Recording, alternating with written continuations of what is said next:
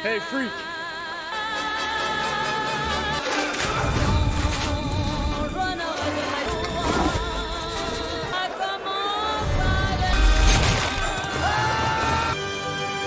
guys, Balai Movie di sini. Di video kali ini kita akan membahas sebuah series terbaru dari Netflix yang berjudul Wednesday. Film bergenre horor misteri ini bercerita tentang seorang remaja bernama Wednesday yang dikenal aneh dan misterius. Tidak seperti anak-anak seusianya, Wednesday lebih menutup diri dari kehidupan dan lebih tertarik pada hal-hal berbau horor dan mistis. Tak jarang ia juga sampai membahayakan nyawa orang lain dan harus berpindah-pindah sekolah beberapa kali. Bagaimana keseruan cerita kehidupan Wednesday? Simak alur ceritanya sampai selesai. Tapi sebelum kita ke alur ceritanya, Mimin gak bosan-bosan ingetin kalau konten ini berisi full spoiler. Jangan lupa untuk like, komen, subscribe, dan nyalakan loncengnya ya. Tanpa berlama-lama lagi, yuk langsung aja kita ke alur ceritanya. Di awal series kita pun diperlihatkan pada seorang siswi SMA bernama Wednesday Addams yang baru saja memasuki sekolah. Dapat dilihat orang-orang menatap Wednesday dengan tatapan sinis sekaligus takut. Bagaimana tidak, Wednesday dikenal sangatlah aneh dan menyeramkan. Di dalam lokernya, Wednesday menemukan adiknya Pugsley Addams yang sedang terikat. Saat ditanyai siapa pelakunya, Pugsley mengaku tidak tahu. Belakangan ini, Wednesday mendapatkan kekuatan berupa penglihatan. Penglihatan itu muncul begitu saja dan rasanya seperti terapi kejut listrik. Saat menyentuh tangan Pugsley, Wednesday mendapatkan penglihatan berupa para pelaku yang telah membuli adiknya. Tidak terima adiknya diperlakukan dengan buruk, Wednesday langsung menemui para pembuli untuk balas dendam. Tak tanggung-tanggung, ia melepaskan 2 kantong penuh berisi ikan piranha ke dalam kolam renang. Anak-anak nakal yang sedang berenang itu lantas segera kabur. Namun sayangnya salah satu dari mereka tetap terkena gigitan ikan piranha. Akibat perbuatannya, Wednesday akhirnya dikeluarkan dari sekolah hingga ia terpaksa harus masuk ke sekolah lain. Disinilah awal petualangan Wednesday akhirnya dimulai. Hari itu kedua orang tua Wednesday yaitu Morticia Addams dan Gomez Addams mengantarkan Wednesday ke sekolah barunya. Sekolah itu bernama Nevermore Academy. Kebetulan kedua orang tua Wednesday adalah alumni dari sekolah itu. Mereka merasa sekolah itu adalah sekolah yang tepat untuk Wednesday. Nevermore Academy dikenal sebagai sekolah untuk anak-anak buangan dan aneh seperti Wednesday. Tempatnya gelap dan jauh di tengah hutan. Sesampai di sekolah, mereka pun disambut oleh kepala sekolah bernama Larissa Wims yang juga merupakan teman sekamar Morticia dahulu. Setelah itu, Wednesday pun diantarkan menuju asrama Ophelia. Di sana, ia sekamar dengan seorang anak bernama Enid Sinclair. Terlihat ia adalah anak yang ceria dan penuh warna. Sangat berbeda dengan Wednesday yang hanya menyukai warna hitam. Bahkan, kepala sekolah sampai membuatkan seragam khusus berwarna hitam untuk Wednesday. Saat sedang berkeliling sekitar sekolah, Enid menjelaskan tentang adanya 4 geng utama di Nevermore. Mereka adalah taring, bulu, batu, dan sisik. Enid sendiri tergabung ke dalam geng bulu karena ia adalah serigala. Di sana mereka juga melihat seorang wanita bernama Bianca Berkeley yang merupakan ketua geng sisik sekaligus mantan kekasih seniman sekolah yang bernama Xavier Troop. Lalu ada juga Ajax Petropoulos, anak yang disukai oleh Enid, dan masih banyak anak-anak lainnya yang harus Wednesday kenal. Sebelum berpisah dengan keluarganya, Morticia memberikan hadiah kalung untuk Wednesday dan sebuah bola kristal sebagai penghubung di antara mereka. Tak lupa mereka juga meninggalkan sebuah potongan tangan bernama Thing yang dijadikan sebagai mata-mata untuk mengawasi Wednesday. Di daerah dekat Nevermore bernama Jericho, akhir-akhir ini sering terjadi pembunuhan misterius. Korban dari pembunuhan itu biasanya hancur terpotong-potong seperti diserang oleh binatang buas. Sheriff setempat yang bernama Sheriff Galpin masih belum bisa menyelesaikan kasus ini, namun ia berpikir semua ini ada kaitannya dengan Nevermore. Keesokan harinya, Wednesday mengikuti kelas anggar. Di sana ia melihat seorang anak bernama Rowan yang baru saja dikalahkan oleh Bianca. Bianca pun mengeluh pada pelatih karena ia tidak pernah mendapatkan lawan yang sebanding. Wednesday yang mendengar hal itu pun langsung menawarkan diri untuk melawan Bianca. Mereka pun bertarung tanpa menggunakan helm, dan siapapun yang terluka lebih dulu akan dinyatakan kalah. Pada awalnya Wednesday mampu mengimbangi kemampuan Bianca, walaupun pada akhirnya Bianca berhasil melukai Wednesday. Setelah itu, Wednesday pergi ke UKS untuk mengobati lukanya. Saat ia keluar dari UKS, sebuah patung burung tiba-tiba terjatuh ke arahnya. Beruntung saja Wednesday berhasil diselamatkan oleh Xavier. Di tengah waktu luangnya, Wednesday selalu menyempatkan waktu untuk menulis. Saat ia sedang menulis, Wednesday akhirnya menemukan Thing. Ia tahu Thing dikirim oleh kedua orang tuanya sebagai mata-mata. Namun kini karena ia telah ketahuan, Thing diberikan dua pilihan. Mau dikurung selama 1 semester penuh atau menjadi anak buah Wednesday. Karena tak mau tersiksa, Thing pun akhirnya terpaksa memilih pilihan yang kedua. Keesokan harinya, Wednesday dibawa ke kota Jericho untuk menemui seorang psikiater bernama Dr. Kinbot. Seperti biasa, Wednesday tidak suka menemui psikiater, jadi ia pun memutuskan untuk kabur lewat jendela. Dalam perjalanan kabur, Wednesday tidak sengaja menabrak seorang bapak-bapak yang di dalam penglihatannya akan mati karena kecelakaan. Setelah itu, Wednesday pun masuk ke sebuah coffee shop. Di sana, ia berkenalan dengan anak Sheriff Galpin yang bernama Taylor Galpin. Wednesday meminta bantuan Taylor untuk mengantarkannya ke stasiun, namun Taylor menyuruhnya menunggu. Saat ia sedang menikmati secangkir kopi, anak wali kota bernama Lucas dan teman-temannya datang menghampiri Wednesday. Mereka pun kesal karena Wednesday menghina gaya pakaian mereka. Hingga perkelahian pun akhirnya terjadi. Tak diduga, Wednesday ternyata mampu mengalahkan mereka sendirian. Setelah itu, Sheriff Galpin pun datang. Ia terkejut karena Wednesday mampu mengalahkan 3 anak sekaligus. Keributan itu juga membuat Wednesday ketahuan sehingga Ibu Larissa datang menjemputnya. Namun saat mengetahui Wednesday adalah putri dari Gomez Addams, Sheriff Galpin pun berkata bahwa ayahnya adalah seorang pembunuh. Pada malam harinya, Wednesday menghibur diri dengan bermain cello sendirian. Di saat itu pula terlihat Rowan yang memasuki sebuah ruangan dan merobek salah satu potongan gambar di dalam sebuah buku. Setelah itu, Wednesday mengirim Thing menemui Taylor untuk memberikan nomor teleponnya. Tentu saja hal itu adalah sesuatu yang baru untuk Taylor, namun ia berusaha untuk tidak takut. Wednesday menghubungi Taylor untuk menagih janjinya yang ingin membantu Wednesday untuk kabur. Kebetulan besok malam ada acara festival panen. Nah, Wednesday berniat memanfaatkan momen itu untuk kabur ke stasiun.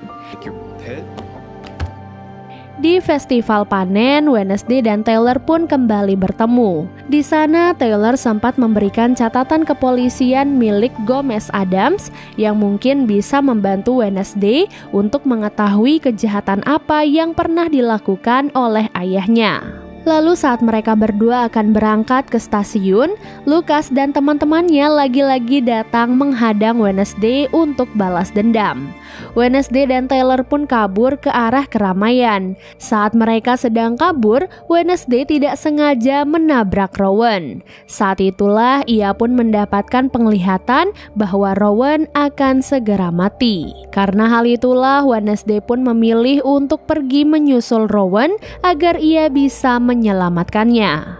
Bukannya berterima kasih, Rowan justru malah balik menyerang Wednesday dengan menggunakan kekuatan telekinesis. Ia berkata bahwa ia harus membunuh Wednesday untuk menyelamatkan semua orang. Bahkan ternyata Rowan adalah orang yang tempo hari menjatuhkan patung burung ke arah Wednesday. Semua ini bermula saat Rowan melihat potongan gambar gadis berkepang yang mirip seperti Wednesday. Ibu Rowan yang merupakan peramal pernah berkata bahwa Rowan harus menghentikan gadis itu jika ia datang ke Nevermore. Namun tiba-tiba saja monster mengerikan datang menyelamatkan Wednesday. Monster itu mencabik-cabik tubuh Rowan dan pergi begitu saja.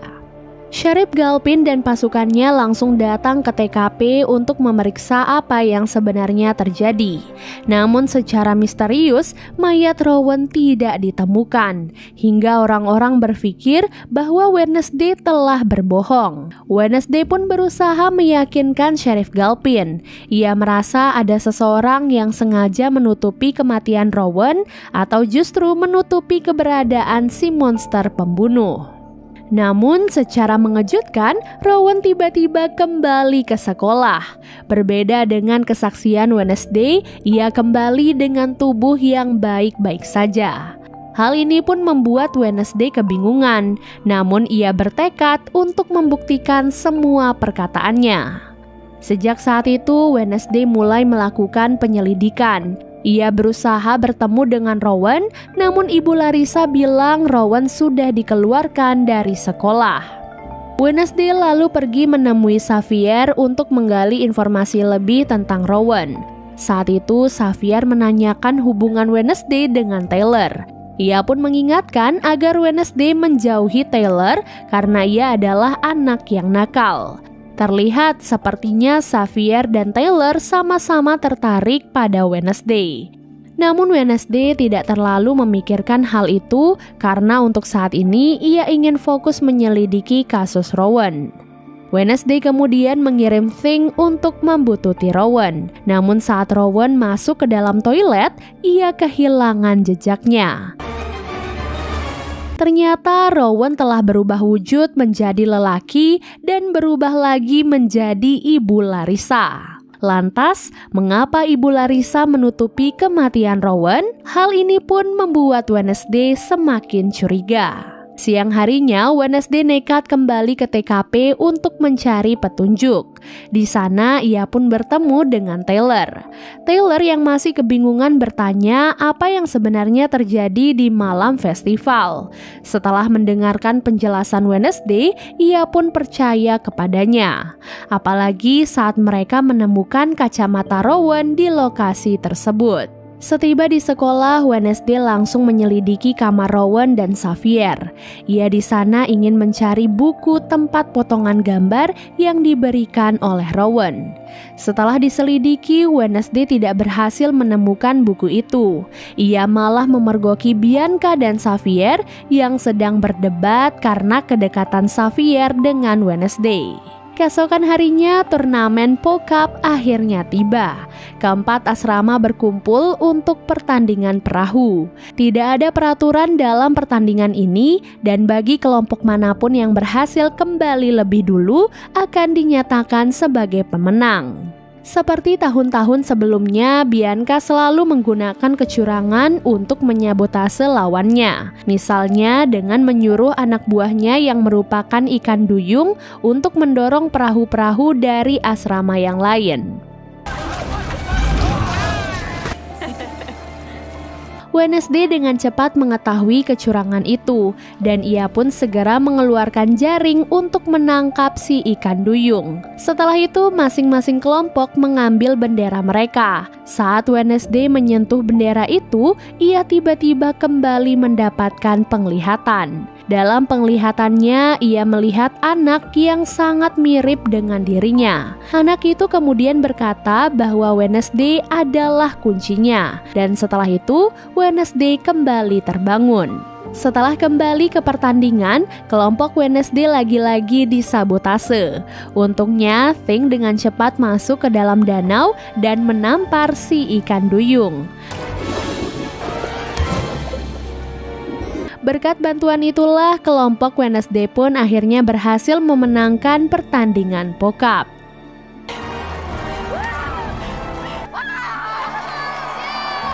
Pada malam harinya, Wednesday kembali menyelidiki tentang potongan gambar. Ia memasuki sebuah ruangan yang sangat misterius. Ia yakin buku yang ia cari ada di dalam ruangan itu.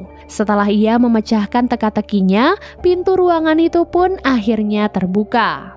Sesuai dugaan Wednesday, di sana ia pun menemukan buku tempat potongan gambar yang diberikan oleh Rowan.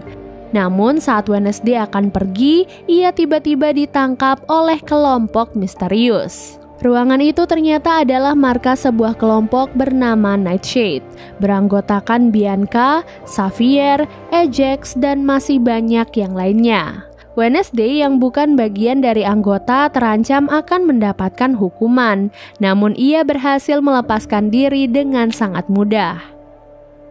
Setelah menyatukan potongan gambar pada buku, Wednesday melihat bahwa di sebelah halaman sebelumnya ada gambar pendiri kota Jericho yang bernama Joseph Cragston. Keesokan harinya, semua murid mengikuti bakti sosial di kota Jericho. Momen ini akan Wednesday manfaatkan untuk mencari tahu tentang Cragston dan apa hubungannya dengan Wednesday di masa lalu. Saat Wednesday sedang menelusuri tempat kediaman Cragston, ia melihat Lucas dan teman-temannya sedang membuli seorang anak culun yang bernama Eugene. Eugene membuat Wednesday teringat pada adiknya karena ia lemah dan selalu dijadikan sebagai target bulian. Karena merasa kasihan, alhasil Wednesday pun menyelamatkan Eugene dan mengajaknya untuk ikut berkeliling. Ia kemudian memasuki sebuah ruangan terlarang berisi barang-barang peninggalan Cragston. Di dalam ruangan itu, Wednesday melihat sebuah lukisan Cragston dan di sana ia juga melihat anak yang sebelumnya muncul di dalam penglihatannya. Hal ini pun akhirnya semakin memperkuat dugaan Wednesday bahwa semua ini saling berkaitan satu sama lain. Ia kemudian bertanya pada Taylor di mana rumah Cragston yang dahulu. Siapa tahu ia bisa mendapatkan petunjuk di sana. Rumah asli Cragston berada jauh di dalam hutan dan sangat berbahaya. Mungkin sekarang hanya tersisa puing-puing dari bangunan. Tak peduli dengan perkataan Taylor, Wednesday langsung pergi ke sana seorang diri. Di tempat itu, ia berusaha menyentuh berbagai tempat, siapa tahu ia bisa mendapatkan penglihatan. Saat menyentuh pintu gerbang, Wednesday mendapatkan penglihatan tentang masa lalu. Saat itu ia melihat bahwa anak di gambar itu adalah leluhurnya yang bernama Goody Adams. Anak itu dan semua keluarganya dikecam oleh Joseph Cragston karena dianggap sebagai penyihir. Mereka semua bahkan dikurung di satu tempat dan dibakar hidup-hidup. Namun beruntung saja Goody berhasil menyelamatkan diri melewati pintu bawah tanah. Anak itu kemudian menghampiri Wednesday dan mengatakan bahwa Cragston adalah orang jahat dan ia tidak akan pernah berhenti sampai bisa membunuh mereka semua. Saat terbangun, Wednesday dikejutkan dengan kedatangan si monster. Wednesday dan Thing pun melarikan diri, namun mereka menemukan jejak kaki manusia, yang artinya monster pembunuh itu sebenarnya adalah manusia. Tiba-tiba saja Xavier muncul di hadapan Wednesday. Ia berkata bahwa ia sengaja datang ke sana untuk menyusul Wednesday. Namun saat Wednesday ingin menunjukkan bukti jejak kaki pada Xavier, ternyata buktinya sudah menghilang karena air hujan. Tiba di penutupan acara bakti sosial, Wednesday sengaja membakar patung monumen Cragston sebagai salah satu balas dendam atas kejahatan Cragston terhadap leluhurnya.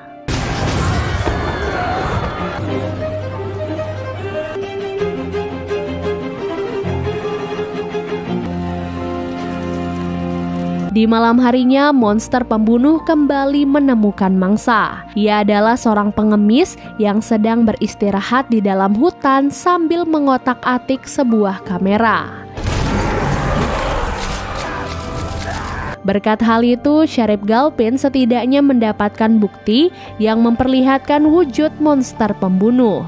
Di malam yang sama, Ajax dan Enid janjian untuk bertemu. Enid berdandan sangat cantik dan menunggu dengan sabar. Namun setelah menunggu beberapa jam, Ajax tak kunjung terlihat. Ternyata Ajax terkena sihir membeku karena ia melihat rambutnya sendiri. Yap, jadi itulah alasan mengapa Ajax harus selalu menutupi rambutnya.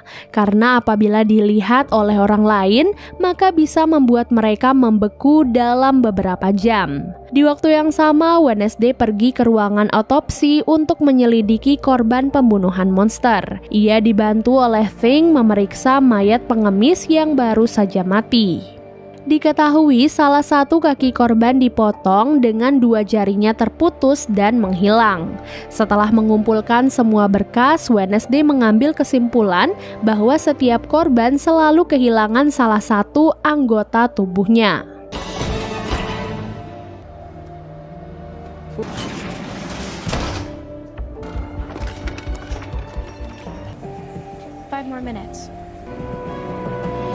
Di dalam kelas, Wednesday memperhatikan Xavier yang bersikap aneh. Ia berkata punggungnya sakit karena bermain anggar.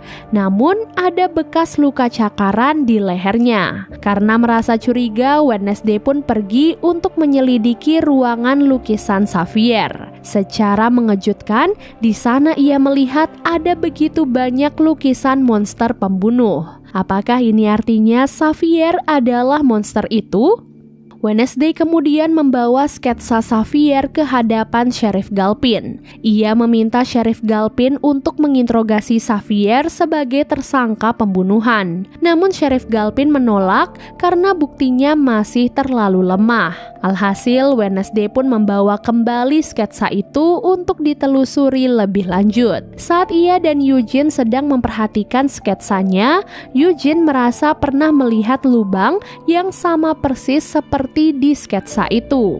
Eugene kemudian mengantarkan Wednesday menuju lokasi tersebut. Tanpa rasa takut, Wednesday dan Eugene nekat masuk ke dalam gua itu. Di sana mereka melihat ada begitu banyak tulang belulang, yang artinya tempat itu memang markas monster pembunuh.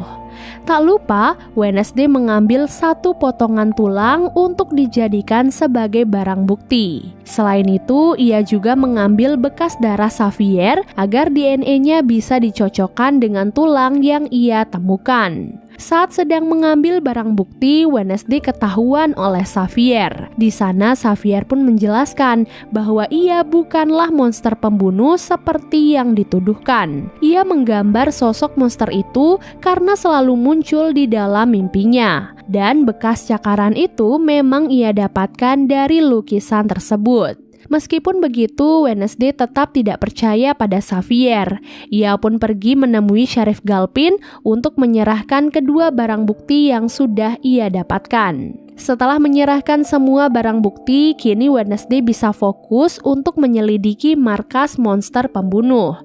Siapa tahu ia bisa menangkap monster itu dan membuktikan bahwa ia tidaklah berbohong. Malam ini Nevermore Academy akan mengadakan pesta dansa. Seperti biasa, Wednesday tidak tertarik sama sekali, jadi ia pun berencana untuk pergi menyelidiki markas monster bersama Eugene. Tak diduga rencana itu gagal karena Thing sudah menyiapkan rencana lain. Ia membuat Tyler datang menjemput Wednesday sehingga mau tidak mau ia harus ikut ke pesta dansa. Wednesday pun berdandan sangat cantik dengan menggunakan gaun berwarna hitam. Saat ia akan pergi, Eugene datang dengan kebingungan. Wednesday meminta maaf karena sepertinya pengintaian mereka harus ditunda. Ia melarang Eugene pergi ke hutan dan mereka akan pergi besok malam. Eugene yang sudah terlanjur menyiapkan semuanya tidak mendengarkan Wednesday.